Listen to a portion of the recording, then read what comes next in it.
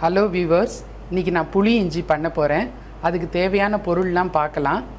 புளி ஒரு கைப்பிடி புளி எடுத்துட்டுருக்கேன். நல்லா ஒரு கைப்பிடி புளி எடுத்துருக்கேன். இதில் சீடெல்லாம் எடுத்துட்டு சுடு தண்ணி விட்டு நல்லா ஊற வச்சுருக்கேன். அப்புறம் 150 கிராம் வெல்லம் வச்சுட்டுருக்கேன். 2 டேபிள் ஸ்பூன் எள், இல்லை ஒரு 5 பச்சை மிளகா, அப்புறம் இந்த சைஸ் இஞ்சி எடுத்துங்கோ. அப்புறம் கொஞ்சம் தண்ணி, உப்பு. இப்போது இந்த பச்சை மிளகா ஃபஸ்ட்டு போட்டுக்கிறேன். இஞ்சியை நறுக்கி போட்டு விட்றேன். இது எல்லாத்தையும் ஒன்றா மிக்சியில் போட்டு அரைச்சி விடலாம். நம்ம இந்த இஞ்சி பச்சை மிளகாலாம் பீஸாக வச்சு நம்ம புளி இஞ்சி பண்ணினேன்னா குழந்தைகள்லாம் அதெல்லாம் நீக்கி வச்சுடுவா, பச்சை மிளகாய் இஞ்சி எல்லாத்தையும். அதனால் நம்ம எல்லாத்தையுமே இதில் போட்டு அரைச்சி நம்ம பண்ணினோம்னா எதுவுமே நம்ம எடுத்து வேஸ்ட் பண்ண வேண்டாம், அப்படியே நம்ம சாப்பிட்டு விடலாம். இப்போ இதில் பச்சை மிளகாவும் இஞ்சியும் போட்டிருக்கேன்.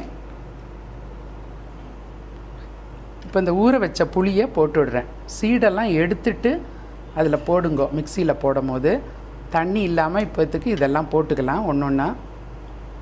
பச்சை மிளகா இஞ்சி போட்டிருக்கேன். இப்போ இந்த புளியும் போட்டாச்சு. இந்த வெல்லத்தையும் போடுறேன். இப்போ இந்த புளி தண்ணி இருக்குது இல்லையா, இது கொஞ்சம் விட்டுங்க அதில். இப்போ இதை அரைச்சிட்டு வரேன். இப்போ இதை அரைச்சின்னு வந்தாச்சு.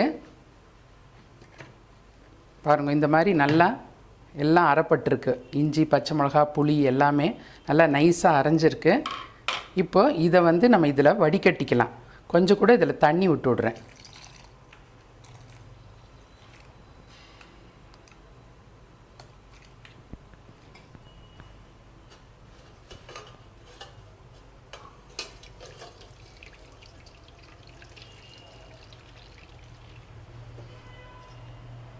கொஞ்சம் இதில் புளி இதெல்லாம் இருக்குது, இதை விட்டு நல்லா க்ளீன் பண்ணிக்கலாம்.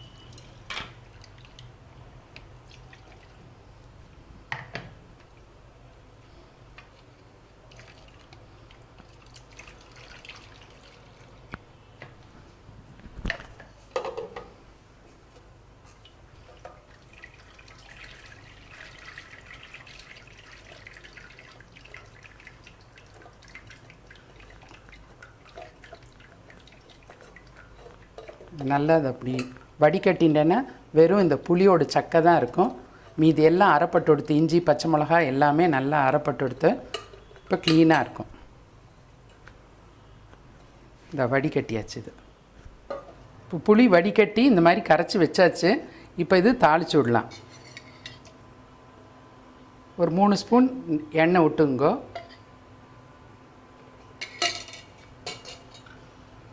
கடுகு போட்டு விட்றேன். வெடிக்கட்டும். கடுகு நல்லா வெடிக்கிறது. இந்த புளி தண்ணியை நம்ம விடலாம். பார்த்து சைடுக்காக விடுங்க.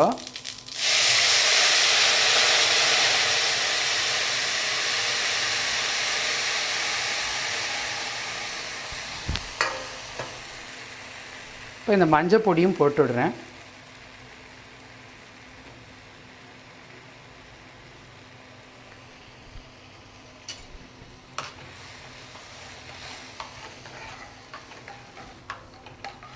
எடுத்து வச்சுருக்கிற இந்த உப்பையும் போட்டு விடுறேன். ஒரு 1.5 ஸ்பூன் வச்சுருந்தேன், அதை போட்டாச்சு. கொஞ்சம் திக்காக இருக்குது புளி தண்ணி. கொஞ்சம் கூட நம்ம தண்ணி விட்டுண்டு விடலாம் இந்த ஸ்டேஜ்லேயே. போகிறோம். இது இப்போ நல்லா ஒரு 10-15 நிமிஷம் கொதிக்கட்டும். அதுக்குள்ளே இந்த கருத்த எள்ளை நல்லா வறுத்துட்டு பொடி பண்ணி கொண்டு வரேன்.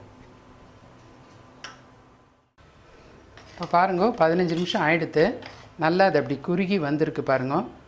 இந்த ஸ்டேஜில் உங்களுக்கு உப்பெல்லாம் போருமான்னு பாருங்க. நான் இப்போ தான் பார்த்தேன், கொஞ்சம் கூட உப்புக்கு வேண்டி இருந்தது, போட்டிருக்கேன். உப்பு வெல்லம் எல்லாம் உங்களுக்கு எப்படி வேணுமோ இந்த ஸ்டேஜில் பார்த்துட்டு இதை வறுத்து பொடி பண்ணி வச்சுருக்கேன் இந்த எள்ளை, இதை இதில் போட்டுடுங்க.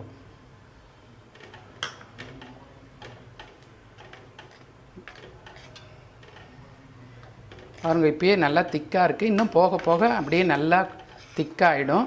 இது நீங்கள் கர்ட் ரைஸுக்கெல்லாம் தொட்டுக்கலாம், ரொம்ப நல்லாயிருக்கும். பச்சரிசி தோசை, கோதுமை தோசை, அதுக்கெல்லாம் ரொம்ப நல்லாயிருக்கும். மிளகூட்டலுக்கு கூட இந்த புளி இஞ்சி வச்சு தொட்டுக்கலாம், ரொம்ப டேஸ்ட்டாக இருக்கும். இப்போ இதை இன்னொரு பாத்திரத்தில் ட்ரான்ஸ்ஃபர் பண்ணிக்கிறேன்.